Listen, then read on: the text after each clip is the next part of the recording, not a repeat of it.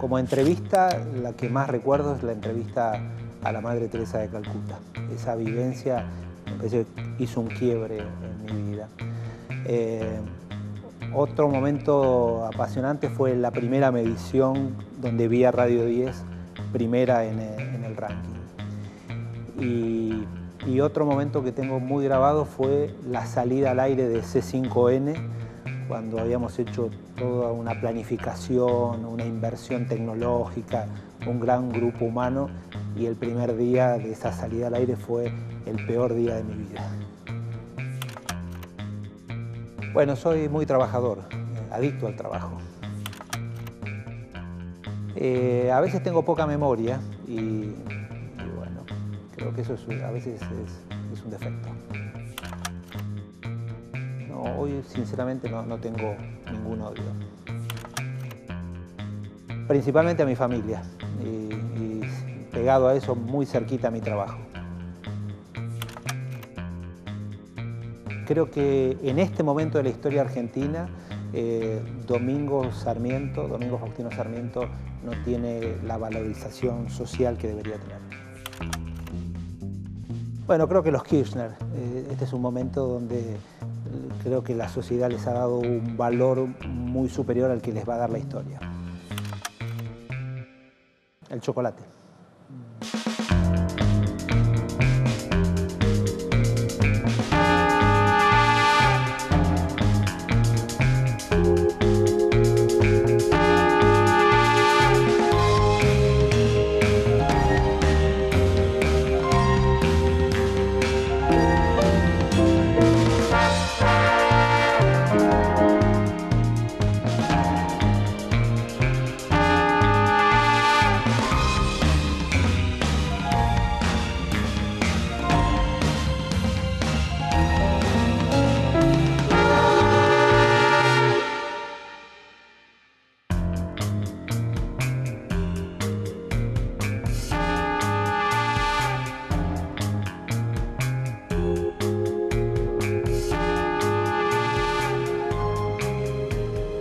Bueno, gracias, Daniel. No, a vos, Pablo. ¿Cuándo fue el primer destello en tu vida de periodismo? ¿Cuándo apareció? Fue de alguna manera de casualidad. Yo cuando tenía 20 años estudiaba Derecho en la UCA, soñaba con ser abogado y me presenté a una pequeña beca que daba la Fundación Río de la Plata, la Fundación Universitaria Río de la Plata. Era mi primera vez que yo iba a los Estados Unidos y parte del viaje era en la ciudad de Boston, descubriendo universidades, y pude conocer por primera vez un diario que fue el Boston Globe. Yo nunca había entrado a una redacción y fue tan apasionante lo que vi ahí, yo nunca había visto un cierre de un diario, que al día siguiente todo el grupo iba a conocer a Paul Samuelson, al Premio Nobel de Economía.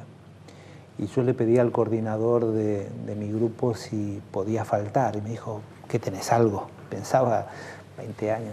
Digo, quiero volver al diario. Y fui otra vez al diario. Fue como una vocación tardía. Sí, bueno, 20 años. ¿De chico no habías tenido? No. De chico era un gran lector. Lector de diarios, obviamente de libros, pero también de diarios, ¿no? Me encantaba seguir la realidad nacional. Y volví a Buenos Aires decidido a estudiar periodismo, a dejar mi carrera de abogado. Y cuando lo planteé en casa no fue posible. No fue bien recibido. No, mis viejos habían hecho un esfuerzo enorme como para que sea abogado. Y bueno, ahí tomé la decisión de terminar mi carrera de abogado y empezar al mismo tiempo a hacer periodismo, y terminé prácticamente las dos al mismo tiempo. ¿Y cuándo surgió en vos la necesidad de ser empresario de periodismo? A ver, yo quizás tiene una explicación hasta psicológica, ¿no? Yo tuve una infancia no fácil, con una cantidad de carencias que me parece que me marcaron y me dejaron en la vida ciertos temores, ¿no? ¿Qué carencias? Económicas, principalmente. A ver, mi familia es una familia, bueno, en aquel momento era una familia muy humilde, donde el sacrificio era fuerte, donde el día 20 comenzaban los problemas en casa porque la plata empezaba a escasear y hasta que nos cambiaba la dieta. Los últimos 10 días Digo, cambiaba lo que comíamos. Y me parece que cuando yo empecé a trabajar como periodista, me dio miedo siempre de perder el trabajo, ¿no? O de tener que depender cada año de que me renovasen o no un contrato en la radio o en la televisión. Y empecé primero a producir mis programas y le encontré el gusto a sentirme como dueño de mi trabajo. Hasta que después apareció la oportunidad de concursar por una radio y bueno, y después se fueron dando más cosas, ¿no? Y esa dualidad, ¿cómo funciona en las energías? Porque por mucho tiempo tuviste a cargo de programas y al mismo tiempo de la empresa, de los empleados y de las compras de materiales. ¿Cómo se divide, digamos, el corazón y el cerebro? El corazón es periodístico permanentemente y muchas veces no terminar de ser un mejor empresario fue por mantener el periodismo, ¿no? No digo que no se puedan hacer las dos cosas, pero muchas veces es un choque. Es un choque entre mantener la empresa, a fin de mes llegar a cubrir con todas las obligaciones que tiene que cubrir una empresa. Ahora, si vos me preguntás qué es lo que disfruto, y cuando damos una primicia, cuando veo un trabajo bien hecho, cuando el medio ocupa una posición relevante, yo no disfruto un gran balance. Me aburre notablemente cuando tengo que escuchar de números, que lamentablemente tengo que hacerlo, pero disfruto más cuando veo otras métricas. Por ejemplo, ahora miro todos los días el minuto a minuto de Infobae, y antes miraba el minuto a minuto de la tele, o miraba los números de la planilla de Ibope de las radios cuando llegaban los primeros días del mes. ¿Y cómo manejás el dilema o la contradicción entre los intereses del empresario con la verdad verdadera, por decirlo así, ¿no? Porque muchas veces no encajan. A ver, yo siempre trato de que el periodista tenga la libertad de moverse en la empresa y como si yo no existiese, ¿no? Y lo he tratado de hacer. En esto lo primero que uno tiene que aprender es que nadie es perfecto. Y no hay empresarios perfectos, no hay empresas perfectas, como tampoco hay periodistas perfectos. Es una tendencia, es tender hacia algo, ¿no? Yo creo que a veces puede haber conflictos de intereses. Lo ideal es que esos conflictos de intereses sean los menos posibles. Sos un hacedor de éxitos. ¿Cuáles son los puntales, las cosas básicas que vos decís tiene que tener estas 5 cosas para, por lo menos, la posibilidad de funcionar? A veces tampoco funciona, ¿no? Los medios audiovisuales tienen que tener, primero y principal, un buen grupo humano. Es fundamental tener buenos periodistas, buenos técnicos, buenos editores, buenos camarógrafos. Lo segundo que tiene que tener es buena tecnología. Es vital. Siempre en mis empresas invertimos mucho en buenas cámaras, en buenos micrófonos. Tratamos siempre de ser pioneros en un montón de cosas vinculadas a la tecnología. Y después me parece que la tercera clave es interpretar la demanda de la gente. Digo, no necesariamente hay que hacer todo lo que la gente quiere, pero sí hay que saber interpretar al público al que vas dirigido. ¿Y dónde vos, esto que decís, dónde olfateás por dónde está la gente? Me parece que los que somos periodistas somos curiosos profesionales. En la curiosidad, digo, nosotros no vivimos encerrados en una oficina. Hablamos, caminamos, entramos a un shopping, a un supermercado, tenemos contacto con nuestros amigos, con nuestros familiares, leemos todo lo que aparece y de ahí es como innato, me parece que viene con uno eso, ¿no? ¿Qué tiene que tener un periodista? Bueno, el primero tiene que ser muy curioso. El segundo, no tiene que conformarse con lo primero que le dicen. Tercero, y un requisito cada vez más difícil de encontrar, tiene que ser culto. Digo, a mí me asusta hoy, pero creo que es un problema generacional, la poca cultura que se encuentra en la gente joven. Hay excepciones, ¿no?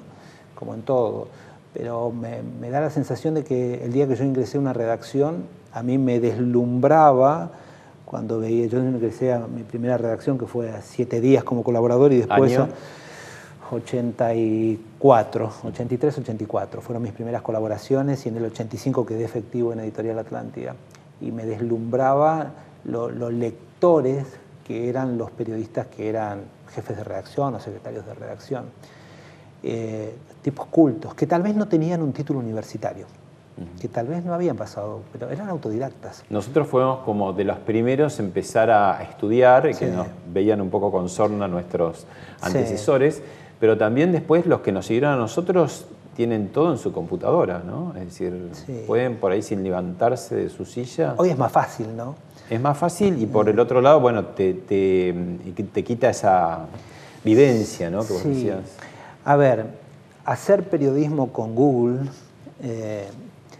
no digo que reste mérito, pero es distinto. Me parece que nosotros teníamos más contacto con las fuentes, o más contactos con la realidad. No había nota. No había nota. A mí me encantaba, por ejemplo, cuando iba al archivo, yo disfrutaba mucho la prenota, preparar una nota, ir al archivo de Atlántida y pedir la carpeta de alguien. Y había un archivista que se tomaba el trabajo de recortar. Bueno, todo eso. Hoy es más simple porque es muy fácil, tanto en YouTube, en Google, en Wikipedia, una tecla y da todo. Escucha. Es decir, aceptarse que se han dado órdenes inmorales y se han cumplido órdenes inmorales. Eso es en lo que yo no estoy de acuerdo. Si existiera algún caso habrá que probarlo, cosa que no se ha probado. He dicho, y lo he dicho claro en el juicio a las juntas, yo admito que se han cometido errores y supongo también que se ha cometido un exceso del cual yo me he hecho responsable y yo he ido preso por esa razón. Pero usted no conocía lo que ocurría, por ejemplo, en la ESMA. La entrevista Macera, Longobardi y vos, ¿qué año? 95, creo. Mucha crítica, mucha... Sí, fue una entrevista que generó una enorme polémica, sana, saludable. ¿Qué les no, a ver, creo que lo primero que uno siempre debate en esto ¿es entrevistable un Macera o Satanás, Hitler o quien sea? Hay gente que dice que no, hay gente que dice que sí.